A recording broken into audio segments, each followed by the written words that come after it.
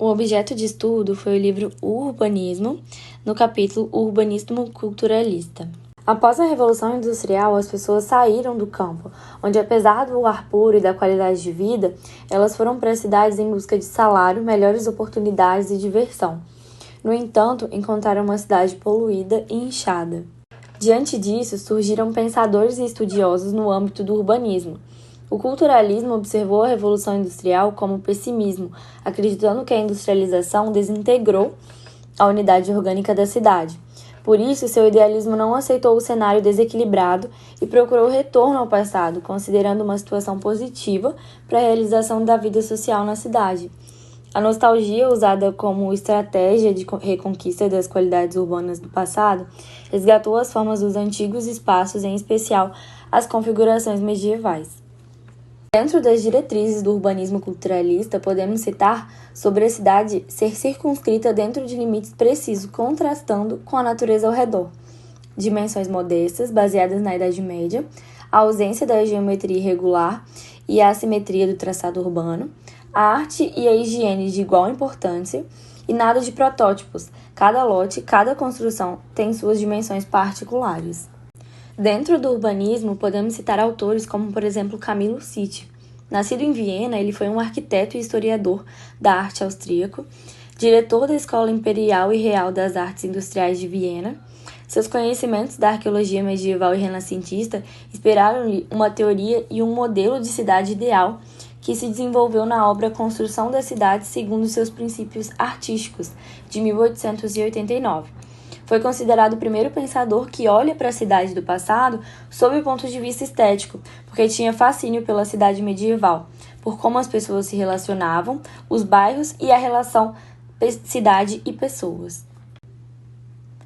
Ele tem como ideologia o urbanismo culturalista, que possuía como principal dimensão estética que a cidade deveria ser vista como uma obra de arte, além de atender às necessidades das pessoas que nela habitam.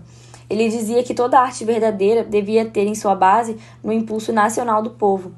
Ele criticou o projeto nascente do planejamento urbano moderno haussmanniano e propôs a releitura das cidades medievais italianas e de suas praças como forma de retomar o planejamento artístico da cidade. Ele se preocupava com a estética da cidade, defendendo o urbanismo como arte e com a preservação de monumentos históricos. Ele apontou a escassez de motivos e a monotonia dos complexos urbanos modernos. Foi considerado um retrógrado pelas gerações que se seguiam. Sitti busca recuperar o sistema do planejamento urbano orgânico, em oposição a elementos da cidade industrial.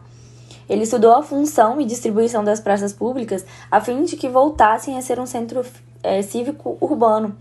Camilo Sitti define o tipo urbano ideal como ruas tortuosas e estreitas, manter a irregularidade do local, casas de diferentes alturas e praças enclausuradas. Outro nome de grande importância para o urbanismo culturalista é o de Ebenezer Howard.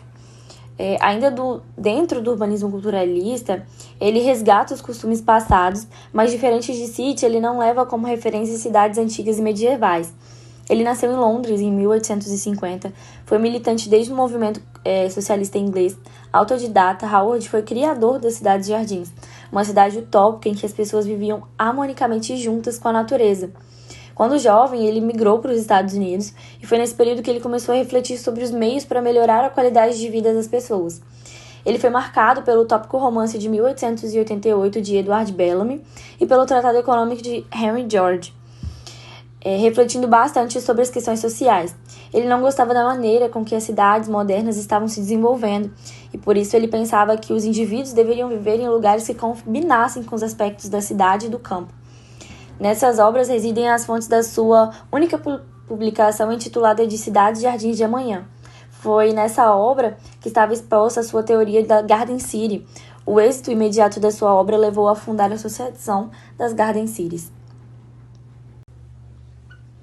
A ideia da cidade-jardim é que não existe apenas a possibilidade da vida na cidade ou no campo.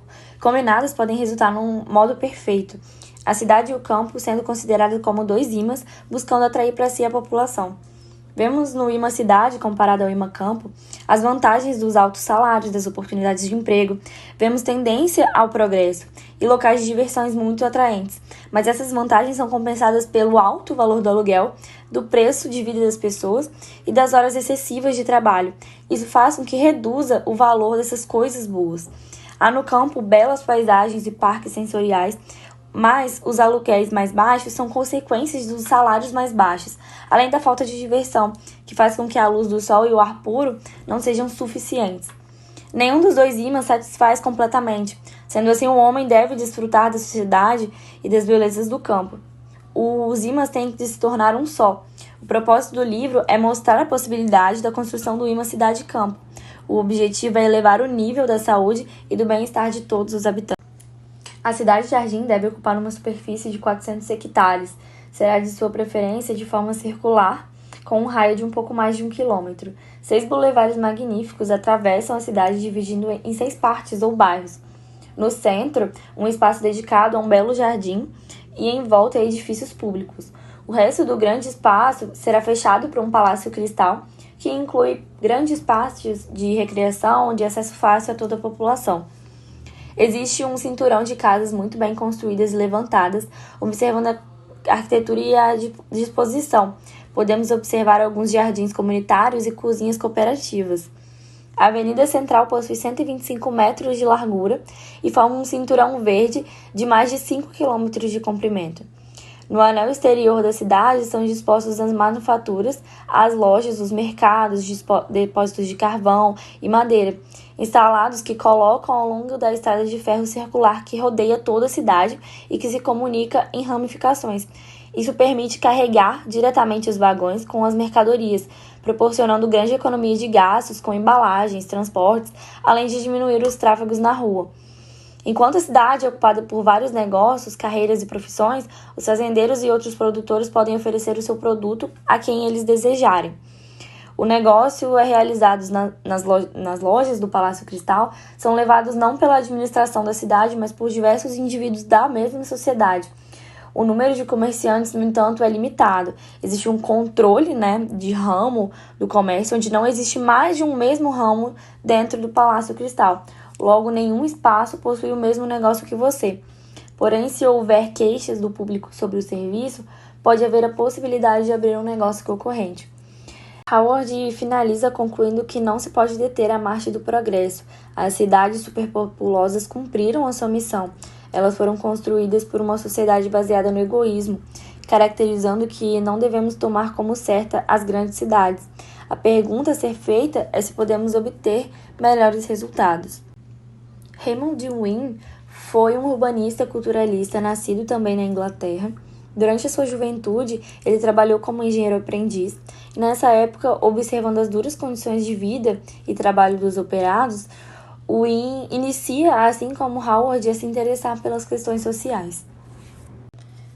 O urbanista britânico se associa a Barry Parker e com ele construiu a primeira célebre Garden City. Os parceiros preferiram o estilo vernacular simples e logo aderiram ao movimento Arts and Crafts. E seu objetivo nos projetos era melhorar os padrões de habitação para as classes trabalhadoras. Mas suas maiores realizações foram as cidades-jardins. A primeira foi em 1902, quando planejaram a cidade modelo de New Eastwick Village. Um ano depois, projetaram a primeira cidade-jardim para Ebenezer Howard. Wynne resumiu suas obras, ideias e experiências em 2 livros.